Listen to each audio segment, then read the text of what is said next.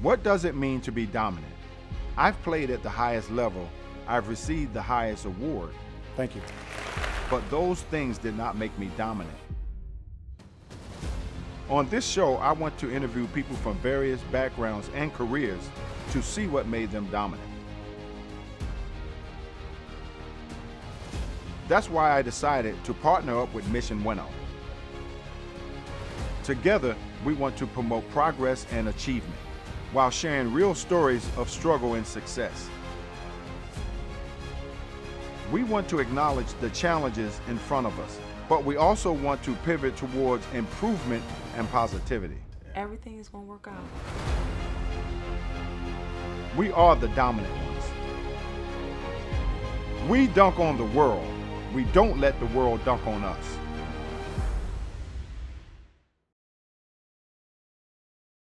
I know how demanding it can be when you're trying to train for a role, or you're trying to train for a game, or any type of competition.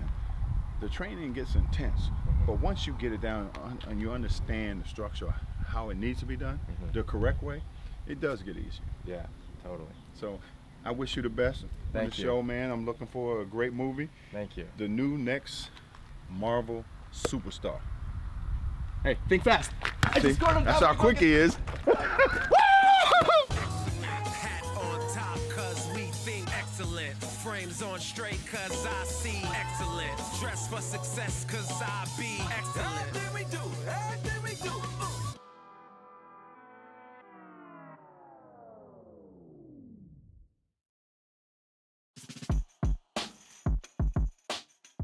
What's up, Simu? How's it going? What's going on, man? Thanks for coming, man.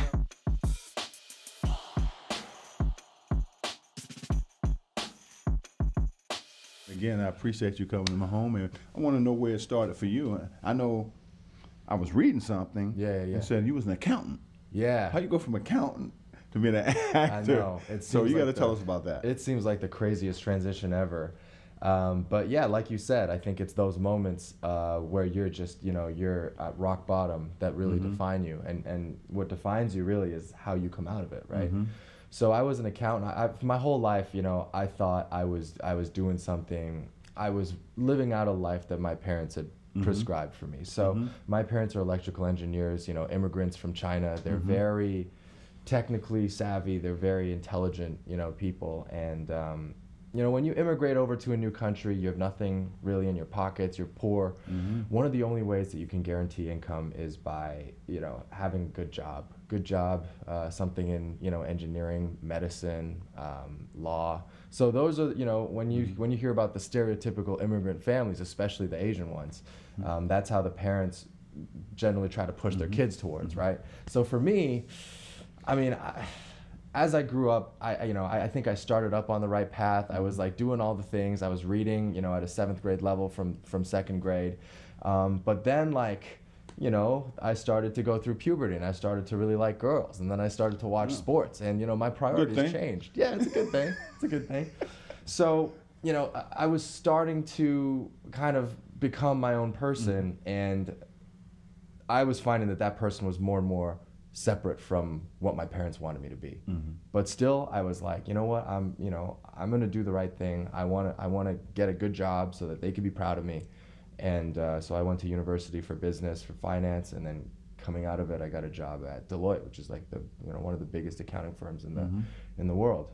And even at that point, I hadn't had any sort of inclination to be on stage acting, I'd never done like a school play or anything like that. It was just, I was always interested in movies and TV, just because I was an only child. And, when your parents are busy working, long hours because they're trying to put food on the table, that's your only option. Well, when did you know that accounting wasn't going to be your calling long term? Pretty much from like the first day I showed up on the job. Wow. Yeah, it was all like pretty glitzy, to start. Like I remember the interview process. It was a whole recruiting thing. We went through multiple rounds, and all the time I was sitting across from all these people wearing nice suits, and I was like, oh, this is a pretty sexy life. Right. I get to put on a shirt and tie every day, go to work. I might make a lot of money. And I just remember the first day actually showing up and doing the job. I'd like sit down, my laptop's in front of me, my cubicle's like this big. I can't imagine if I was 6'9", how that would even work. That could be a small problem. You know, I still have problems today in certain things that I do, especially when I'm calling games. Right. Tables are real tight. Yeah. You know, so I kind of improvise at times. I can't really relate to that because I've been the same height since I was 15 years old. But I wish I was just a little bit taller. No, you don't want them problems. No, okay. You know, a lot of problems come with being tall, but a lot of great things come with it too. Yeah. You know, like planes is a problem for very tall guys. Yeah, but like you said, you probably don't have much problem with They should have like XL plane seats. Like well, we do when we travel. Yeah. When we travel, the seats are very nice and very big. You know? Yeah. I just wish that was around when I was playing. We flew commercial when I was a player, but things have changed now. The amenities are so much better. You know, and that's across the board. That's with anything. Yeah. But when did you know that it could be a future in acting? Yeah, that's a tougher question. So basically, you know, from day one accounting, I was like, this is definitely not for me. I was waking up every day like dreading going to work, and I don't know if you've ever kind of had that or been in a position where you're like, I'm not living the life that I should be, you know. But I didn't necessarily know what to do about it until 8 months in, I was laid off. And thank goodness I was laid off. I mean, they knew I wasn't in it. I think it was pretty obvious, written all over my face. Like, you know, 4:52 p.m., I'd already be like looking at the clock every single minute. I'm like, okay, come on. So then eventually I'm like, okay, finally put me out of my misery. I remember being really sad. At first, you know, I remember thinking I'd let my parents down for all that they had invested in me. And but then I woke up the next day and I was like, you know what? I can finally do something that makes me feel good. And one thing that I'd always wanted to try to do was to be an extra on a movie set. I had no idea where I would end up, but I was like, you know what? I just wanted to be around movies. Movies, nothing made me happy the way that movies made me happy. So I went on Craigslist because I had no idea. I was just a kid in Toronto. I didn't know anything about show business. Craigslist. I went on Craigslist and I searched acting jobs. I wouldn't recommend anybody do it today, but there was this movie that was shooting in Toronto called Pacific Rim. I don't know if you ever heard of it. No, I haven't. It's a Guillermo del Toro movie about these giant robots and these aliens invade. I take that back. Yeah, I have seen it. There you I go. didn't recall the name. Actually, have 1 and 2. Actually. Yeah, exactly. Yes, And okay. John Boyega's in the second one. Yes. Right. So they had this scene in Hong Kong. They're looking for like hundreds and hundreds of Asian extras. So I applied, got the job. Actually, with my friend Jason, who's sitting right over there. I dragged him with me, and we showed up like 4:30 a.m. So like in the middle of winter, so cold. But like I just remember falling in love with like just the energy of everybody on set, and not just like the people who were in the cast, but like the crew. Just everybody wanted to be. So were there. you one of the extras in one of the Jaegers that the big? Oh my God, no! I wish. No, I was like, I don't know if you remember, but one of the aliens like gets sliced up. Like in space and then falls down onto Hong Kong and his blood spills everywhere. So I'm like one of those guys that they had to they spray painted us like this metallic blue. Actual blood, that was a big part. Yeah. They saw you bleed. Yeah, so we were like the guys that like were scavenging afterwards or something. But I remember still like that spray paint was so hard to get off, and they were telling us like you like body wash won't get, like you need shaving cream. So they sent us home with these like bottles of shaving cream that we were like putting all over ourselves and scrubbing all over our body. But still, I was like, this is the freaking best. And so every day after that, I just kept going on Craigslist because that was all I knew. Until eventually I got in a couple of things, and I still remember I was like, you know, I'm gonna shoot my shot. And so I found an agency in Toronto. I had no idea like how I thought I was qualified to do this, but I walked into the office, I like put this resume down, half of it was like a joke. It was like, you know, you embellish a resume sometimes, right, of course, you know. And I was like, look, you want to represent me. I'm new. I don't have any formal training in this, but I'm going to work my ass off for you. And they said yes.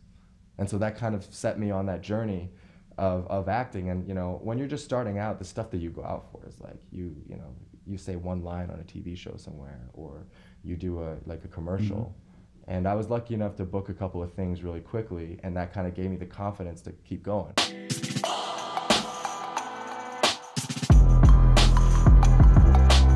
So tell us about Shang-Chi, is it? Yeah, Shang-Chi? Shang-Chi. Shang-Chi. That's a cool name, by the way. Oh, it is a very cool name. Very cool character as well. So Shang-Chi, originally was conceived in the 1970s, in the height of, I wasn't alive in the 70s. Maybe you can tell me, but there was a kung fu. I was around. You were around.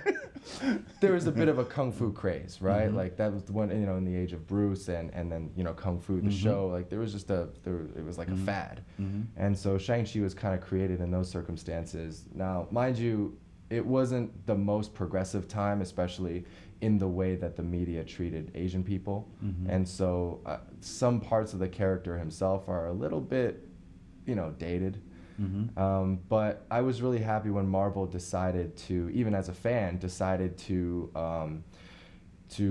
turn it into, to adapt it into a movie, because Marvel has, the company as it is now has just this wonderful kind of, they just have their finger on the pulse of everything that's happening, and I just feel like they're on the right side of history, like they were with Black Panther, like they were with Captain Marvel. Just like, these films were great films on their own, but they also had such a historical and cultural significance, because they were showcasing all these characters and representing, people that had not been represented in that way before. Right. And so that was something about Shang-Chi that really excited me.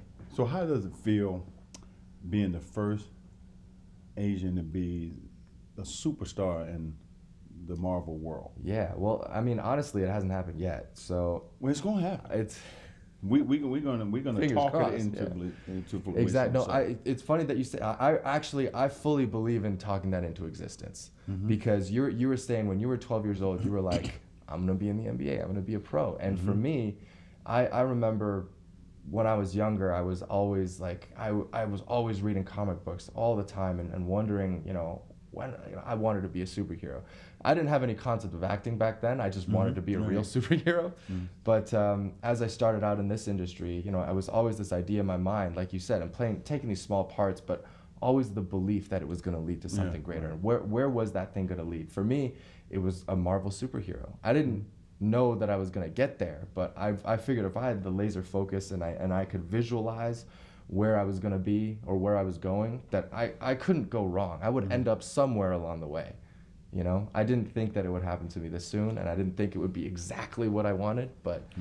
Well, I'm really excited about seeing how everything works out, because I think it would be very cool to have a whole different character in Marvel. And I think they know that, hey, they need to do something different. They need to be more diverse. Sure. And so to have that type of diversity on screen, especially in the Asian market that never really had that type of superstardom in their movies, I think it's a wonderful thing. Yeah, so absolutely. I think this thing is going to do very well. Thank you. Yeah, and credit to, I mean Kevin Feige, who's the head of Marvel Studios, like he is honestly just he's a genius and a visionary, right? Like he kind of planned out the whole course of the movie, starting from like the very first Iron Man, which I've seen like 10 times, or like the first Captain America, but he had a vision for where that universe was going to go. And for me, I'm walking into these massive shoes that people like Robert Downey Jr. and Chris Evans have kind of were first in, and I have to kind of take that franchise, not just me, but to help usher that franchise into the new era. And I know that I could never replace them. There'll always be the originals, but for me, it'll be about putting my own mark on it. Right. And one thing I say to a lot of young people is what you do now that dictates who and what you become in the future, and it's the work you're willing to put in, and always work on the things you're most weakest at. That's what's going to make you a better all-around player, better all-around actor, or music, or what have you. It's that little extra stuff that you do that get people to notice your work. Sure. So you got to be willing to put in the work, and you've gotten this far, So now it's putting that little extra work to get to that ultimate goal, and I can tell by sitting there talking to you, you have that energy, you're charismatic, and thank you, man. That's what you have to have in this business, and the entertainment business, and you've seen that from time to time. Today, I'm gonna score a point on Dominique Wilkins. That's all I want. I will leave a happy man.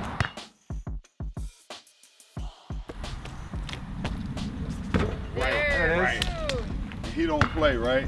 Oh, not the handle and step back. What? You're doing a lot of training right now for the show. Yeah.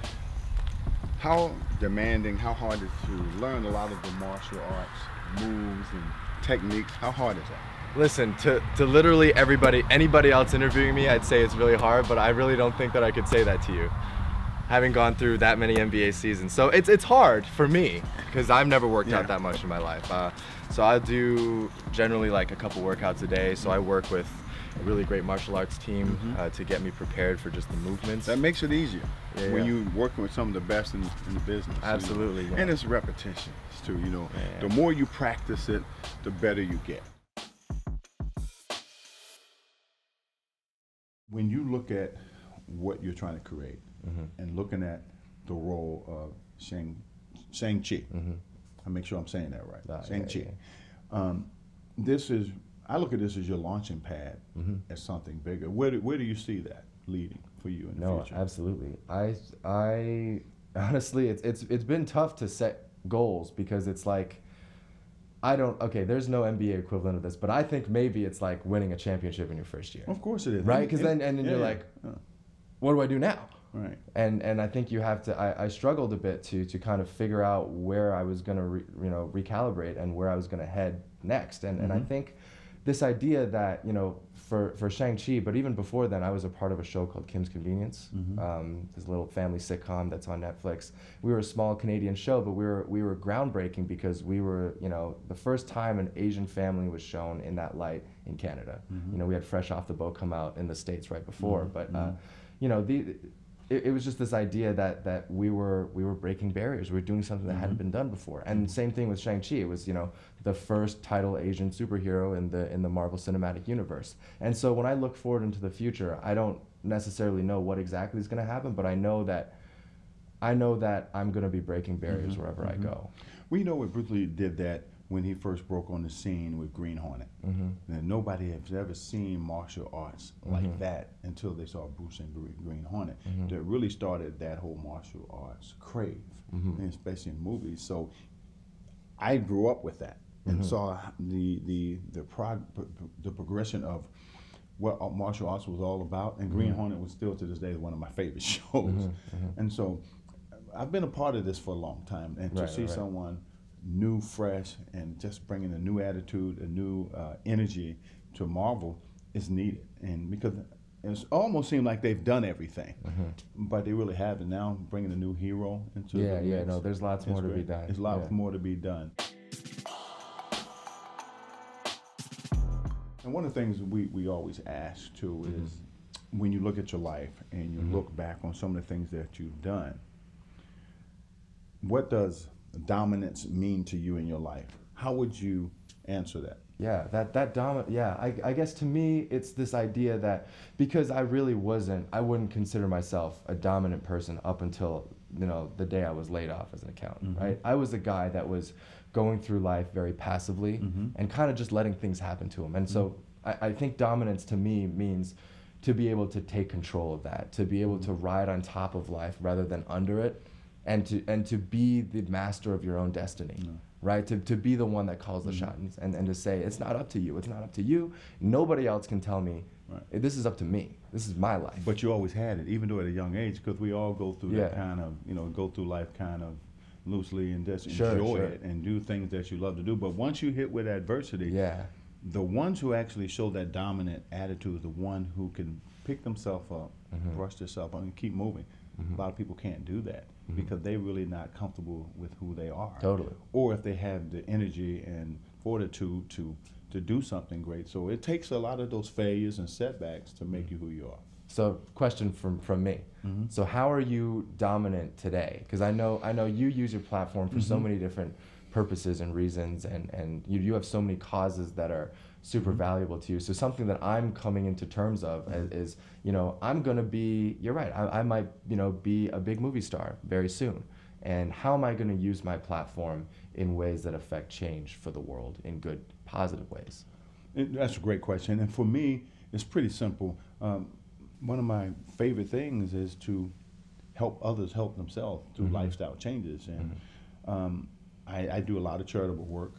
I'm on a lot of boards, but one of the boards that's most close to me is Culture City. We're dealing with sensory needs for kids who have autism. So And I have a kid who deals with the same type of problem. So all these things that I'm doing now is because of basketball, because it's giving me that platform, that launching pad to be able to get people to listen. And I think that's a powerful thing. So what we're doing with Culture City is nothing short of amazing. They're helping people help themselves. Well, one of the first things that Marvel taught me is that with great power comes great responsibility. And to that end, I think you're a real life superhero. Well, thank you, man. I appreciate it, man. Again, I appreciate you coming to my home. Of course. Dominance.